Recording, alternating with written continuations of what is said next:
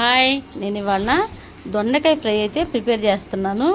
మా అమ్మాయికి స్కూల్ నుంచి వచ్చేటప్పుడు మా చిన్నమ్మాయికి అయితే బాగా జ్వరం వచ్చింది. సర్లే అని చెప్పి ఇంకా రాగానే హాస్పిటల్కి అయితే తీసుకెళ్ళాము. డాక్టర్ గారు చూపించి మెడిసిన్ తెచ్చాము. ఇంకా రాత్రి ఇడ్లీ తిని మందులు వేసుకోమంటే నాకు ఇడ్లీ వద్దు, అన్నం కావాలంది. సరేలే అని చెప్పేసి ఎలాగోలా అయితే ఇడ్లీ పెట్టేసి మెడిసిన్ వేసి పడుకోబెట్టాము.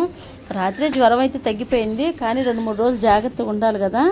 ఇంకా అందుకని చెప్పేసి పొద్దున్నే కూడా ఇడ్లీ పెట్టాము. ఇంకైతే మా అమ్మాయి మధ్యాహ్నం నేను ఇడ్లీ తిన్నమ్మ, నాకు దొండకాయ ఫ్రై చేయమని అడిగింది. నేను ఎప్పుడైనా జ్వరం వచ్చినప్పుడు మా పిల్లలకి ఖచ్చితంగా దొండకాయ ఫ్రై కానీ సాంబార్ కానీ చేస్తానమాట. ఎందుకంటే దొండకాయ ఫ్రై కానీ సాంబార్ కానీ తింటే పొట్టకి చాలా తేలిగ్గా ఉంటుంది. అందుకని చెప్పేసి జ్వరం వచ్చినప్పుడు అయితే నేను ఈ 2 కర్రీలు ఎక్కువగా చేస్తాను.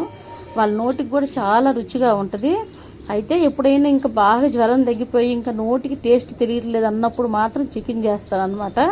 అందుకని చెప్పేసి ఈరోజు అయితే నేను దొండకాయ ఫ్రై చేశాను. మా అమ్మాయికి లైట్గా అయితే మాత్రం తింది, తనకైతే చాలా చాలా నచ్చింది.